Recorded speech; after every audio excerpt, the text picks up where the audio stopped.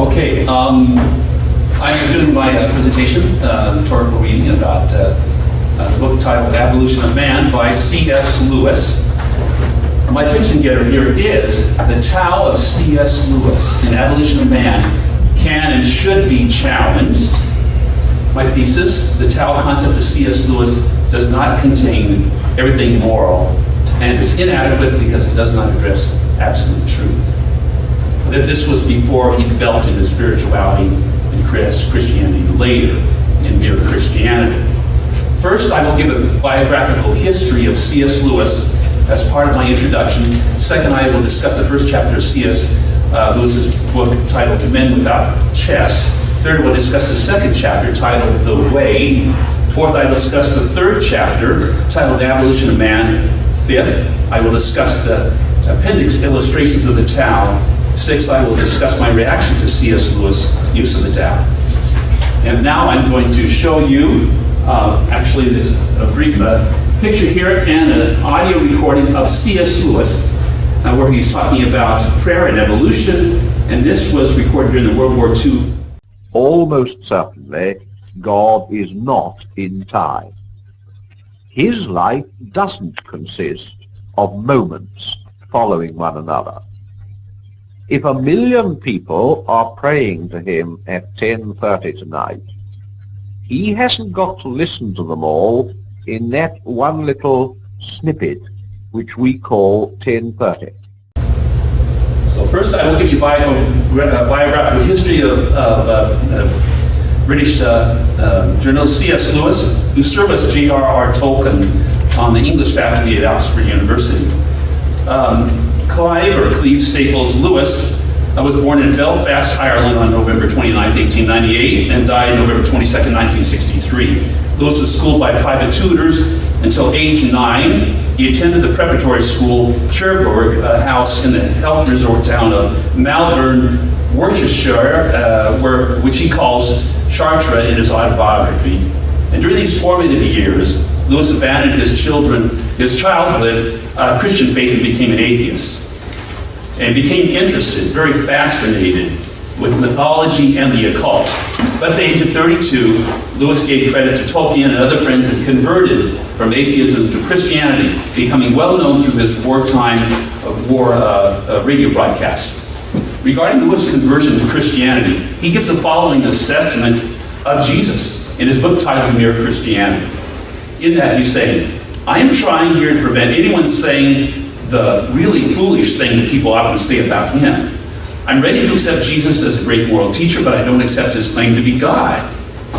That is the one thing we must not say. A man who is merely a man and said the sort of things Jesus said would not be a great moral teacher. He would be either a lunatic on the level of the man who says he is a poached egg, or else he would be the devil of hell. You must make your choice. Either this man was and is the Son of God, or else a madman or something worse. You can shut him up for a fool, you can spit at him and kill him as a demon, or you can fall at his feet and call him Lord and God. But let us not come away with any patronizing nonsense about his being a great human teacher. He has not left that open to us. He did not intend to.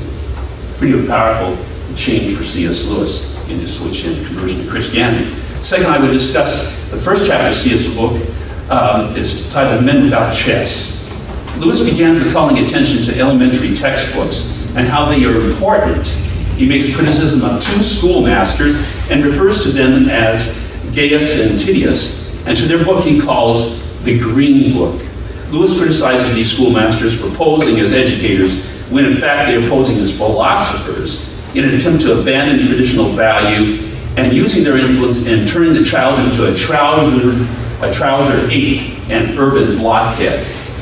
Lewis states that abiding by the principles of the Green Book result in men without chest, or men without hearts of compassion, calling for the head to rule over the belly, resulting in stable sentiments. Contrasting the Green Book, Lewis references the overriding principle of reality based in traditional values, what the Chinese call the Tao. He defines the Tao, the greatest thing, the reality beyond all predicates, the abyss that was before the Creator himself. It is nature, it is the way, the road.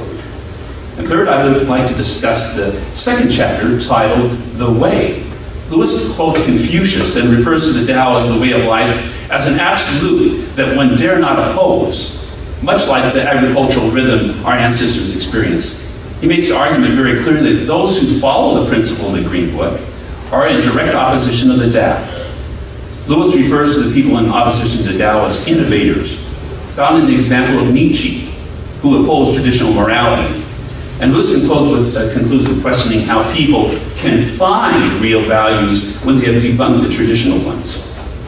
Fourth, I would like to discuss the third chapter titled The Abolition of Man. In this chapter, Lewis discusses the concept of man's conquest of nature, wherein he elaborates with the examples of the airplane, the wireless, and the contraceptive as inventions to gain mastery over nature. Lewis also refers to conditioners as those that manipulate others to indulge their natural impulses in a process of control, and these are seen as abiding by the artificial Tao, much like the communists, Democrats, and fascists. For Lewis, studying the natural realm called the it should be balanced with an overall holistic view of what Martin Buber calls the thou situation.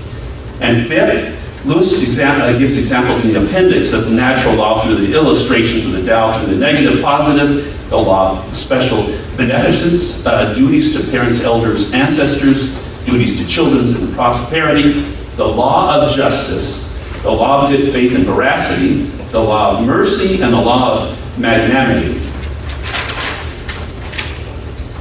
And sixth, I would like to discuss my reactions to C.S. Lewis' use of the Tao. I call it a question that the Tao is an everlasting concept. Lewis referred to as the Tao as the abyss that was before the Creator himself. Biblically, absolute truth is found in the person of Jesus, where the Gospel of John says, in the beginning was the Word, and the Word is with God, and the Word was God. This means that Jesus is before any reality, thus before the abyss. In addition, I counter Lewis with what Jesus said is the only way of the truth and the life. It's an exclusive way that cannot be shared with other religions or philosophies. And in my conclusion, first I gave you a biographical history of C.S. Lewis as part of my introduction. Second, I discussed the first chapter of C.S. Lewis' book, Men Without Chest. Third, I discussed the second chapter titled The Way. Fourth, I discussed the third chapter, The Abolition of Man. Fifth, I discussed the appendix, illustration of the Tao. And sixth, I discussed my reaction to C.S. Lewis' use of the Tao. C.S. Lewis sums up the interplay of nature with man when he says, nature, untrammeled by values, rules the conditioners, and through them all humanity. Man's conquest of nature turns out, in the moment of its consummation, to be nature's conquest of man.